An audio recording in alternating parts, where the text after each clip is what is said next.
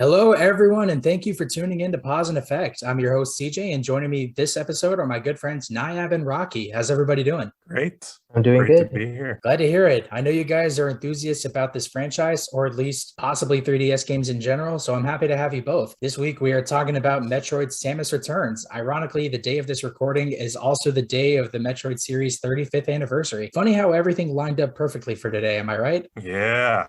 Let's go, Samus. Yeah, I lined up pretty crazy. Yeah, like I wouldn't have even figured that today was the Metroid series 35th anniversary had you guys not told me prior to the recording, which was a funny little epiphany. I Yeah, I can't believe you honestly didn't thought you plan had that. it planned. I did not plan for that at all, but that is I a almost thing don't of believe wonder. you. well, That's like be- too good to be true. well, believe what you want to believe, my friend. All right, That's so awesome. yeah. All right. So Metroid Samus Returns. When you hear the name of the game, what are the first things that come to your mind? Like what are your initial impressions? Well, the name Samus Returns, like this is 2017. It's a year after the first new Metroid game in half a decade, Federation Force. And no one expected it. It came out of left field at E3 alongside the revelation that Prime 4 is coming. And so it really was like Samus Returns. So that name meant something to old school Metroid fans. Yeah, I'll say that too. It was like a true return for Samus. Like we waited so many years for a true return back to classic Metroid gameplay. We endured Other M releasing in Oh 2009 or yeah. 2010, I believe it was. Oh Other God. M, and then after that we had Metroid Prime Federation Force, like Nayab said, and it was just two double whammies there that really blew us out, and it was really nice to get back to classic Metroid gameplay with Returns with like a new coat of paint for a new. It was a remake of Metroid Prime Return to Samus on the Game Boy, I believe. Yeah, the second Yeah. one in the timeline. I'm not counting the Prime trilogy, but the second one in the main series. Yeah, and that was a good safe way to come back with Metroid because you're not making a brand new game. You're working with a classic formula. You don't have to like go too crazy with like experimenting with that. So it was a good way to bring it back, but also have like a play with the old game in new ways, kind of. Yeah, it was also the best game to remake, I'd say, because obviously Zero Mission was a remake of the original, and so the Game Boy one, Super Metroid doesn't need a remake, but the one on Game Boy is so clunky, hasn't aged well. It definitely shows. It's when I played it, because I played all the Metroids in order for fun several years back. It controlled poorly, like because I played Zero Mission first and then went to Metroid 2 on the Game Boy. And yeah, remaking that, refurbishing it, completely reimagining it for a modern console was a lot of fun. I think the one thing that does hold up with the Game Boy version is the music. Actually, the music actually is really creepy for like an 8-bit like chip tune soundtrack for that game. Like there are very creepy tunes and like a lot of really beautiful melodic tunes with that Game Boy soundtrack they pulled off with that system, which was I thought was pretty good. Yeah, absolutely. And I gotta say, I'm particularly impressed that the developer for Metroid Samus Returns is Mercury Steam because prior to this, they were most known for the Castlevania Lords of Shadow trilogy, which was very hit or miss depending on what you thought about those games. Like either they hit all the right notes, or they were too like off-putting for the Castlevania franchise, or they just like didn't perform well at all. And there's definitely like opinions for those games that I'm not going to get into because otherwise we'll be here for 7 years. Yeah, to see them come back to form after the weirdness or the failures that were those games, especially in the case of Lords of Shadow 2, and to come back with a Metroid game and really knock it out of the park, like I was definitely very impressed with that. Yeah, I never played too much Castlevania, but I did hear of that developer before. And when I heard they were developing Samus Returns, I wasn't really too sure what to think about it. I think the trailer really did like alleviate some of those fears. Like the trailer from when that they first showed it in the E3 Treehouse in 2017. It was Yeah. such a big surprise seeing that. Like we're coming up just off the announcement of the Metroid Prime 4. Now we're getting a second Metroid game at the same E3. Like our Metroid fans, our minds were blown that day. Oh yeah. And Oh yeah, it was a great day. it was nuts. And the trailer was really good. Yeah, and now we're set to be like two Metroid games deep and still no Prime 4. Yeah, but Samus has returned, I'd say. Yeah, no, I Like definitely agree it's with you. clear that it's coming back as a flagship franchise for on Nintendo. Like they're really pushing into Metroid. Yeah, no, I think the one thing that was surprising was that Returns was releasing or was announced in 2017. That was after the Switch got announced, and they were planning on releasing it for the 3DS, which was kind of controversial. Because people are like, oh, why wouldn't you just put it on Switch when you got the new system coming out? I think that kind of hurt its sales a little bit because people were kind of like done with the 3DS at that point. They're moving on to the Switch. Yeah, that was a strange choice, but I have this feeling that behind the scenes it might have been this like low financial risk trial for Mercury Steam because like Jason said, it's not been they've not had the best track record with those Castlevania games, so maybe it was like, let's do something cheaper than a full-on Switch game and see how they do, and then maybe we'll give them Dread. And it seems like that's how it went. That worked out. It was definitely less of a risk going on at 3DS. That's very true. Yeah. I mean, there's a ton of theories floating around out there that like Mercury Steam were like Metroid fans from the very beginning, and they tried to pitch a proof of concept to Nintendo that supposedly got shot down. Like, we'll never know exactly what happened behind the scenes, but at least they're working on Metroid now, so it definitely works out. Okay, what would you guys say you like most about Samus Returns? Oh wow, the combat was very smooth. I loved the new melee counter. Just a fun addition to Samus's arsenal. It kind of takes some of the, especially early on in the game, it takes some of the gun gameplay out of it, because the most efficient way to deal with enemies is to wait for them to attack you and then counter them. Later on in the game, you get better guns, better blasters, and you do a way better, like, quicker job using those. But the melee counter was just a lot of fun. It was cool. And yeah, I loved the 360-degree aiming. That was a huge improvement from other 2D Metroids. Oh, absolutely. It works surprisingly smoothly to just hold I think it was one of the triggers, and you just hold it and you can move in 360 degrees. And it was really seamless and easy to control. Yeah, I agree.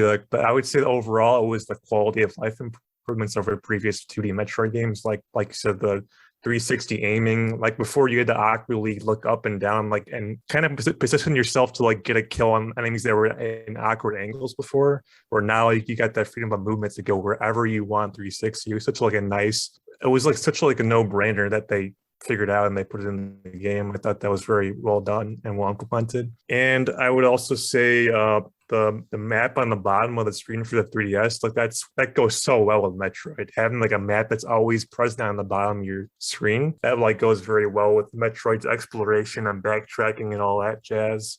Oh yeah.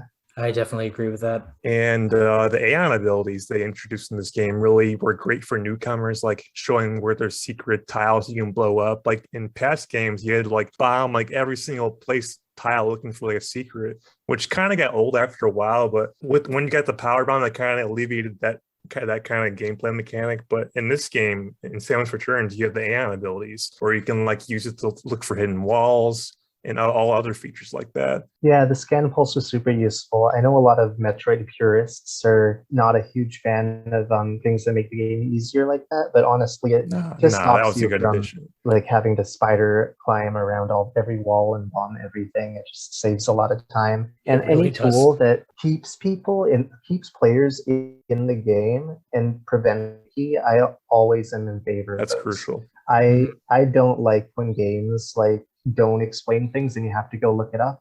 When it's in the game, all the tools necessary to 100% the game are in the game. That's just the best. Yeah, you really got to stop being hardcore this gatekeeping with Metroid, because Metroid sorely needs new players coming into it, because the sales have never been that great compared to other Nintendo series. So I think it needs as much sales as it can get, and as much like newcomer friendly mechanics and stuff like that can help new players get into the franchise, and from there they can see why we love it so much. They can see why we love it so much. I definitely agree with everything, and I also have to shout out the touched up music in Samus Returns. Coming off of it, you tend to realize when playing some of these games that, oh, like this song plays in this game and it's a remix of something from, say, the original Metroid or Super Metroid, or potentially even like the original Metroid 2. Coming into it with Samus Returns, you definitely have like its own original tracks, which are definitely a pleasure to listen to. Like the one that stands out in my mind is the one that plays in the 7th area where there's a like space themed cybernetic lab. And you definitely hear a couple other things like maybe in like this 3rd or 4th area, you hear a remix of like the theme of Lower Norfair slash Magmore Caverns. And in Area So 5, good.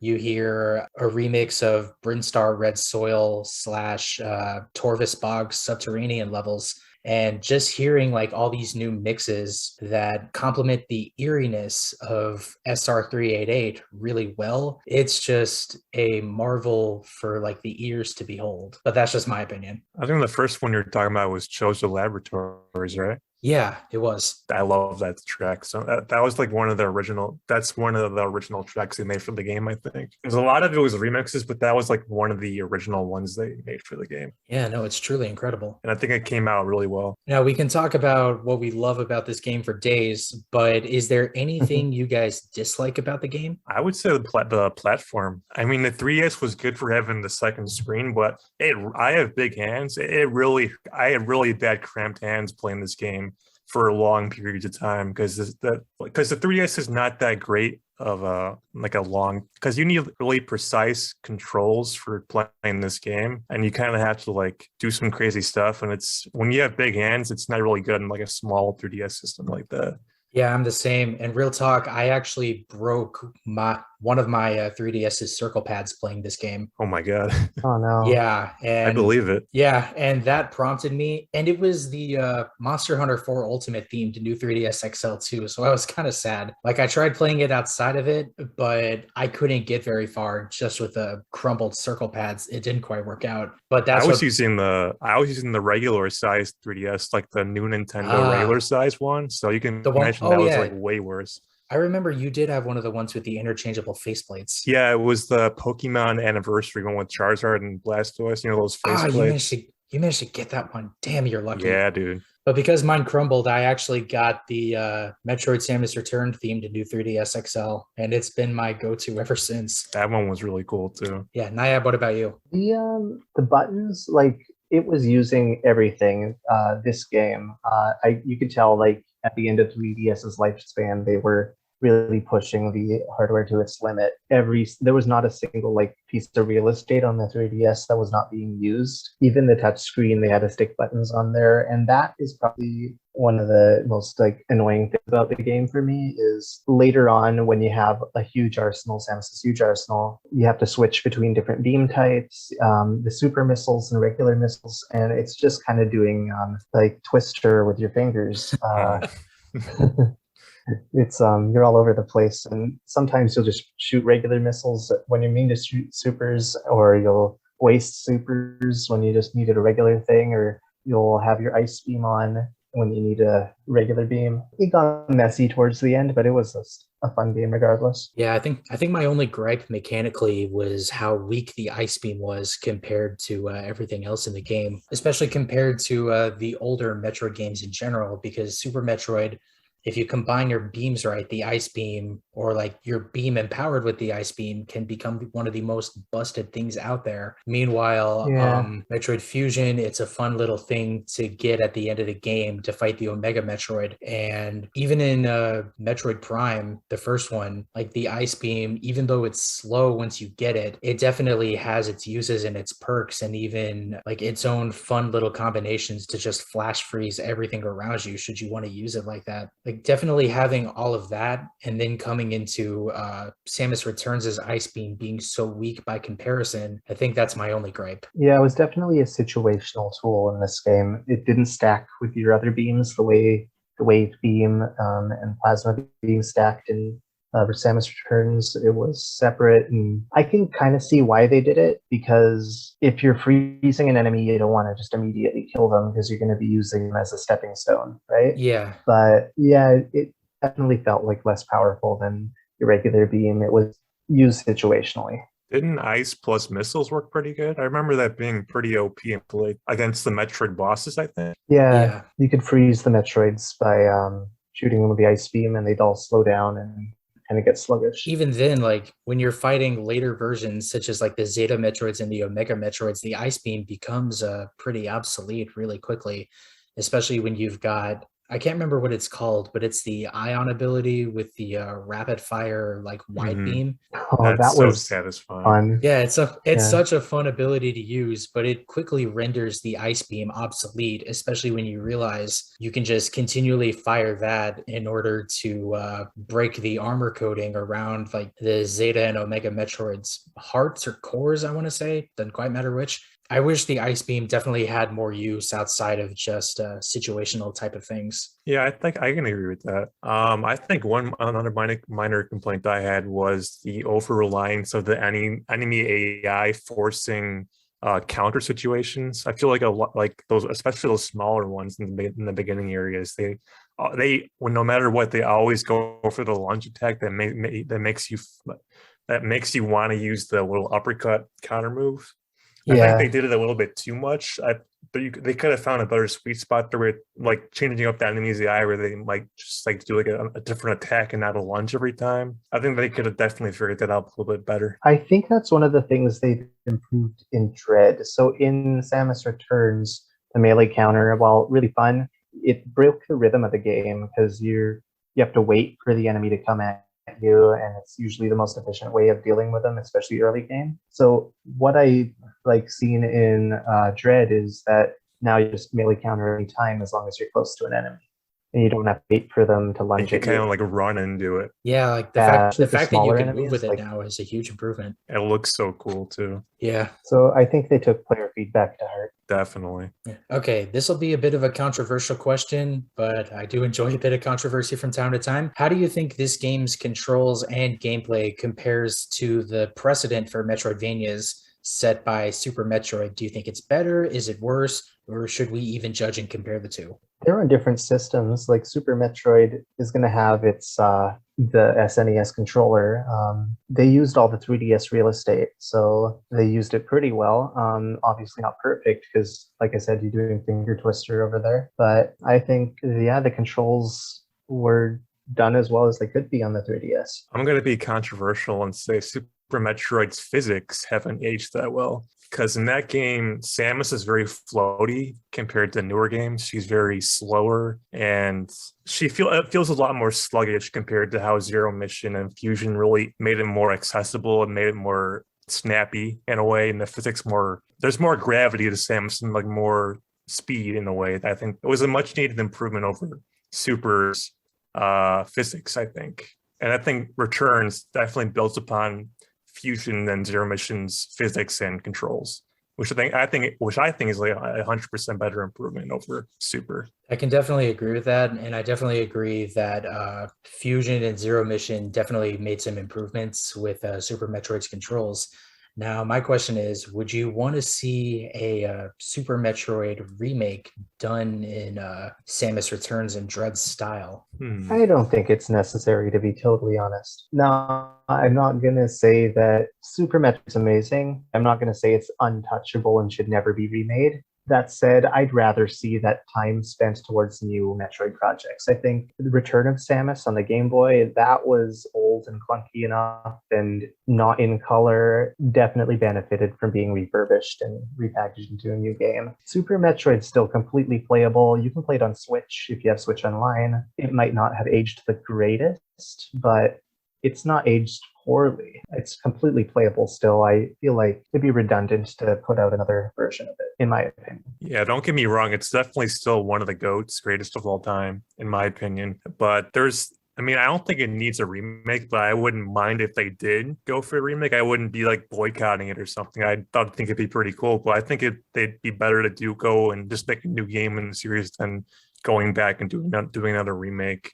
Plus, they already have a mod called Super Metroid Redux that gives Super Metroid Zero Mission's physics, which makes it less floaty, which I think is pretty. I haven't tried it, but I heard it's pretty good. Oh, right. I've heard about that. Yeah, there's lots of mods that make it more modern, which I think if you want a remake, just do that and let them make a new game, like a new story in Samus' saga. I can definitely agree with that. I mean, I wouldn't be opposed to a remake of Super Metroid either, because I mean, hey, at the end of the day, it's still more Metroid. You can never go wrong with that. Now, for my final question, we've talked about this quite a bit already, but I'd be remiss if I didn't give it its own category. As of the recording of this episode, Metroid Dread will be released in 2 months and 2 days, and it's the first non-remake 2D Metroid title to be released in 19 years since Metroid Fusion in 2002. Crazy, right? Insane. Oh, yeah. Yeah, like what are your hopes for this game and what are you hoping to see in it? I hope it's the best-selling Metroid game of all time, and I'm pretty sure it is going to be because of the Switch boost that most series are having when they get their first game on the Switch. And I'm hoping it'll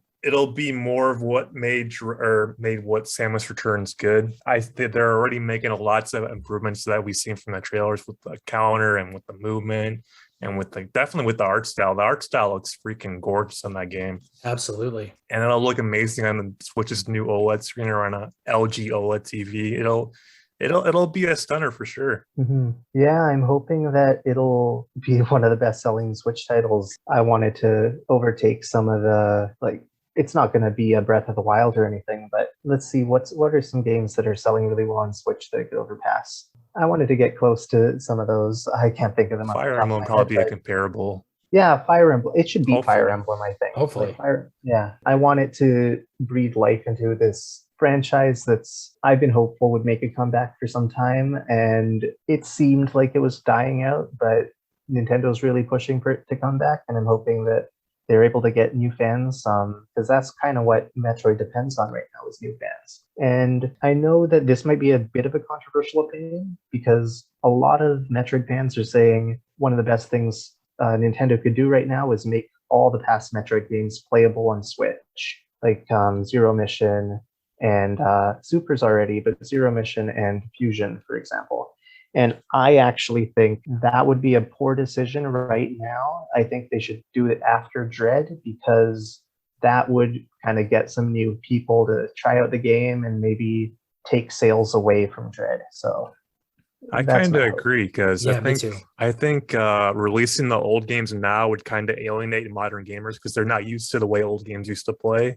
And so if they like Dread, we'll release it afterwards and they'll have the chance to play it and go deeper into Metroid. Yeah, and I hope whenever like Metroid Prime 4 eventually does come out, they eventually do the same for Metroid Prime Trilogy, because that game has been rumored to be coming to the Switch for God knows how long. Dude, these freaking insiders, man, they've teased it so many times and I've gotten my hopes up so many times. I'm just hoping it's real at this point. Yeah, it would be fun. Yeah, sorry. My other thing too is like I'm very curious to see because they said this is the final Metroid game that will feature like Metroids as an entity, though Samus will still be featured as a character in like future Metroid titles to come. And with like the whole identity of the series being focused around like these Metroids, like where can the series go from there if there's no Metroids in it? I'll tell you why. I'll go ahead. Lore. Oh, you go ahead. Were you going to do the lore drop? Yeah, I was going to say Samus herself is kind of a Metroid at this point. Yeah, so Samus has Metroid DNA, and Metroid is the Chozo word in lore for ultimate warrior or like great warrior. Bravo. So that's why like a Metroid could just be Samus, even if she didn't have Metroid DNA in her. So the vaccine, she's the ultimate warrior, so it still works as a legacy title. Even like Fire Emblem, there's not a Fire Emblem in every game, and they always change what the Fire Emblem is anyway. So that you could keep the name Metroid easily, and it means ultimate warrior in Chozo. So here's what the Metroid Dread ending will be: the Federation's going to capture Samus, and they're going to say the galaxy is at peace. The last Metroid is in captivity. Oh my God. Game ends. Oh wow. And then if that does happen, I would not put it past them to do what the Aliens franchise did with Alien Resurrection. I wouldn't be surprised if they did that with Samus. Just like completely clone her DNA to be like some kind of hybrid, like complete hybrid between like humans and Metroids, and just not be her, but still be her, but not have her memories, but have all of her techniques and stuff. Yeah, like, I don't know. It just seems like there's too many parallels to count with such a hypothetical ending. We do know cloning happens in this world, so Yeah, that is Not true. out of the possibility. Guys, we're gonna see our first living, breathing Chozo in a Metroid game in Dread. Yeah, that's That is exciting. true. They did show It's that kind of nuts. both in the trailer and in the little Twitter dump thing that happened today. And if you 100% in Dread, there was a secret ending that showed that there's an evil faction of Chozo out there that kind of murdered the good Chozo we've grown to know over the course of the Metroid games. And they're pretty much confirmed to be an antagonist in this new Metroid Dread game. I think we've seen them a couple times in the trailer, actually. There was a new teaser that released today, actually, if you've not seen it yet. Mm-hmm. Yeah, with a really cool new gold suit. Yeah, I'm curious to see what that's all about. It's just so surreal to see him in the flesh after only seeing them as statues, as ghosts. So to see like what they're gonna do in this game, it's really exciting what they're gonna do with the story, I think. Yeah, I'm excited to see what they do with Chozos. They've always been background, so to actually see them up in front center stage is going to be interesting. Mm-hmm. Yeah, not have to fight them as ghosts in Metroid Prime or as like fake Torizo statues in like Super Metroid. And that was such a good jump scare. Oh my god. And the one weird one in Metroid Fusion that gives you the charge beam. But yeah, like we will know in 2 months and 2 days from now. And I'm definitely planning on doing another episode about this. It's coming yeah. fast. Yeah. But for now, that's all the time we have. But before we close out, do you guys have anything you want to plug or shout out before we finish up? Not a shout out per se, but I just want a quick question.